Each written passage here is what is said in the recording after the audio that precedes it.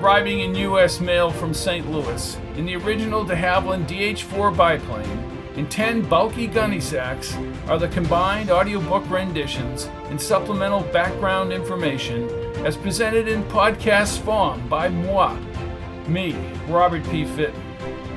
Good evening to one and all, wherever in the galaxy you make your home. Fitton on the Air podcast, there it is, take it. You've guessed it, if you listened before, that I'm going to talk about one of my books, available at Audible and iTunes, Barnes & Noble, Amazon, and a plethora of outlets, and maybe sell one or two. To do that, I'm going to ask one of my characters from one of my books to bring the Fitton of the Air spinning wheel center stage.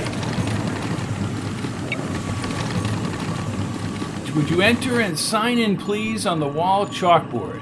He's writing with both hands at the same time. Wow. Bose Brannigan. Yeah, Bose. Where'd you ever get a name like Bose? I suppose it's short for Bozo. Watch it, Tenderfoot. You're asking for it. I'm still quick with the fish, you know. How old are you? Old enough to whoop your backside. I'm not going to do my Bogart, but I'll say of all the novels in all the world, he walks into mine.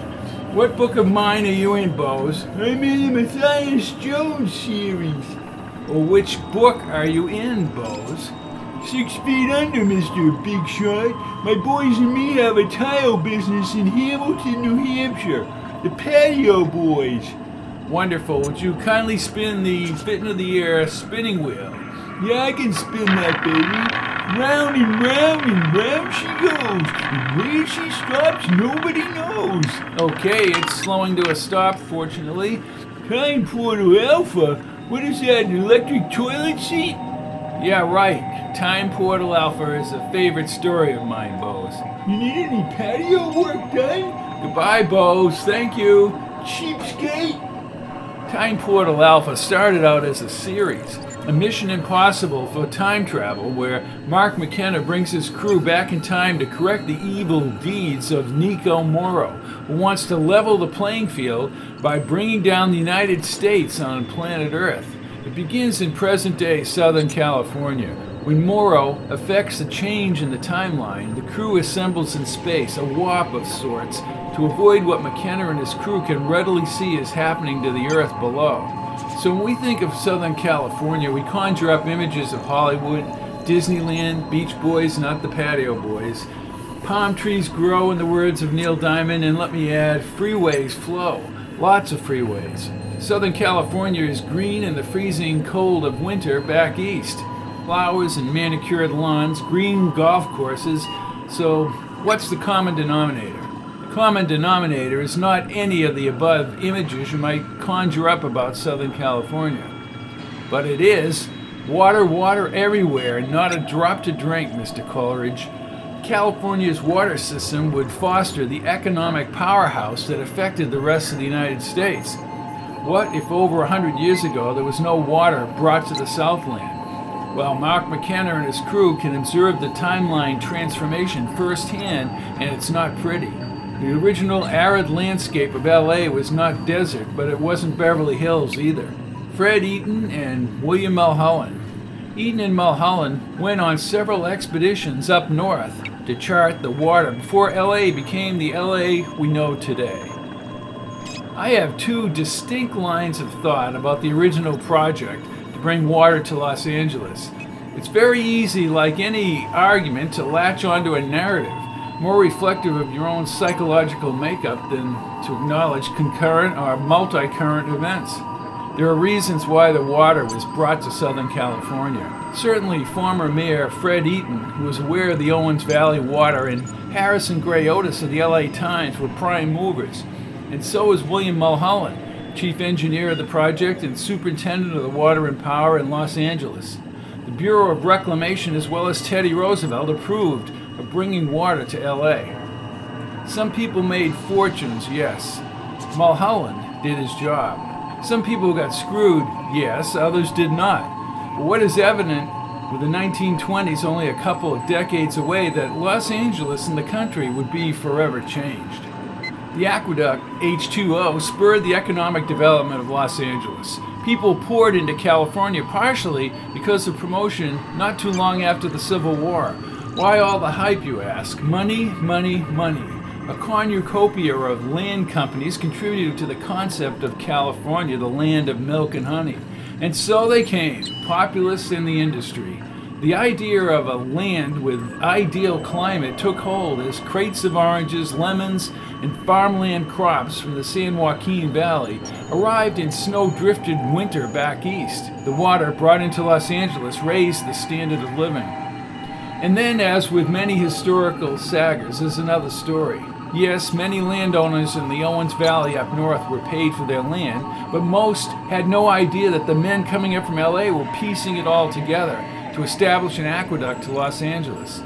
There were attacks on the aqueduct and shootouts, and many insiders made money off the San Fernando Valley land. I'm not so naive to think that one side should dominate the history books more than the other. I guess people come down on either side depending on their point of view. Surely, the way the land was acquired in Owens Valley, with little regard for family history, family structure, and food resources, is reprehensible.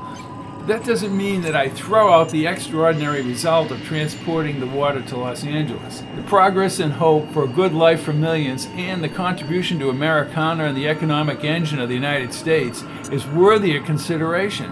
I guess this is a concurrent view of history. In researching this book, it was as if I were there on the aqueduct. Maybe I lived back in that time in California at the beginning of the 20th century, or maybe I've gotten too much inside my characters' heads. Or maybe, which is more likely, I've just gone cuckoo.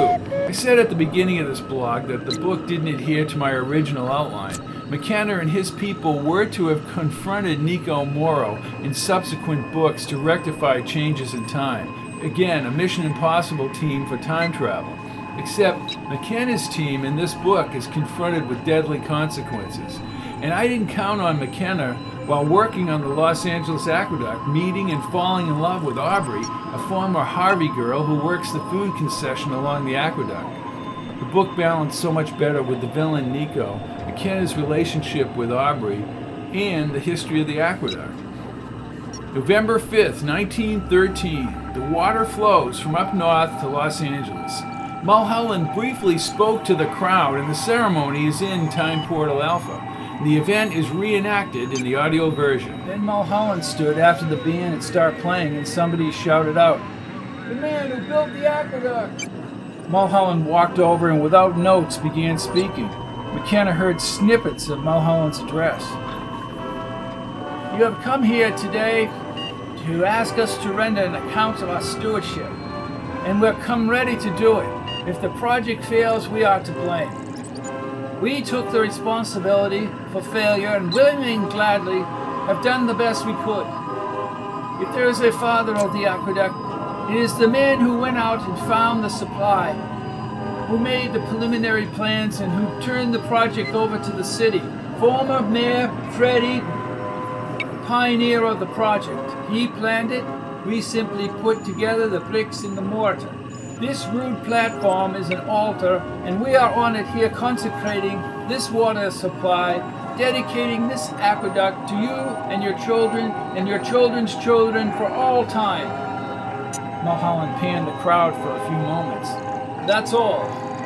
He shuffled back to his chair as the crowd screamed approval. The band stopped, and Mulholland again stood, and this time to open the gates atop Newhall. The crowd ignited in a wild, anticipatory frenzy as Mulholland stretched out the red, white, and blue American flag. Atop the intake, they turned the valves, and Mulholland's voice boomed out. "There it is!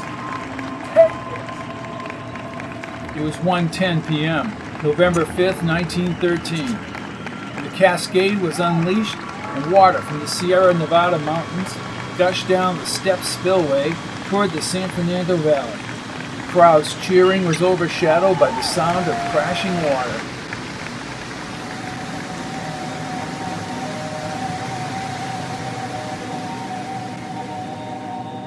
Am I favoring Mulholland because I admire the guy? Of course I am. From drifter to ditch digger to superintendent of the water and power to worldwide recognition, Mulholland represents the American dream in the early 20th century. Not bad. With regard to the horrible St. Francis Dam disaster, current geological studies indicate Mulholland had no way in the 1920s to evaluate what he could not see. In this pass-the-buck world of today, who would take responsibility for the death and destruction regardless of the consequences? They would be lawyered up. This is Robert P. Fitton. I'm stepping on that little puddle jumper outside and heading up north, past the Mojave Desert into the Sierra Nevada mountains and up to Mono Lake. There it is. Take it.